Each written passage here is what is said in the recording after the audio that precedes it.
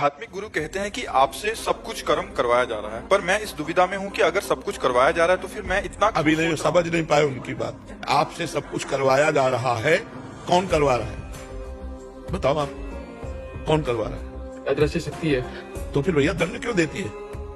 पुरस्कार या तिरस्कार दंड क्यों देती है भाई? समझना हमारी बात। 3 गुण है माया के। माया के 3 गुण है, सतोगुण, रजोगुण, तमोगुण।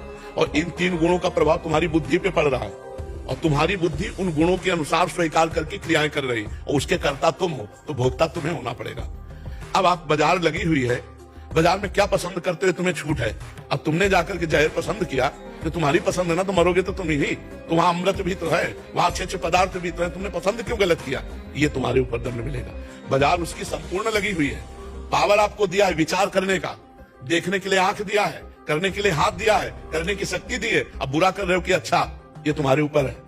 अगर बुरा करोगे तो बुरा भोगोगे, अच्छा करोगे तो अच्छा भोगोगे। ये परम शक्ति के मालिक भगवान श्री कृष्ण कह रहे हैं अवश्य में भोक्तव्यम कृतम कर्म सुभाषितम्। जी भाग्य भी तो बोलते हैं कि भाग्य पूरा आपके रचित है, कि भाग्य ही सब कुछ होगा। अगर भाग्य के अनुसार मनुष्य शरीर चलता है तो गधे में मनुष्य में अंतर क्या? नहीं, हम नए भाग्य की रचना करने की सामर्थ्य लेकर के आए हैं। जब हम अहंकार को समर्पित कर देते हैं भगवान के चरणों में, तो भगवान उसके जीवन की बागडोर ऐसे पकड़ लेते जैसे अर्जुन के रथ की बागडोर पकड़। अब पूरी जिम्मेदारी अर्जुन को संभाल के चलाना भगवान की है, क्योंकि बागडोर हाथ में। तो अब जब हम शरणागत हो गए, तब भगवान उसके जीवन को संभाल लेते हैं। अब उसका कोई भी कर्म नहीं, अब भगवान उसके हृदय में बैठकर और जब भगवान बैठ के कराते हैं तो जगत मंगल होता है।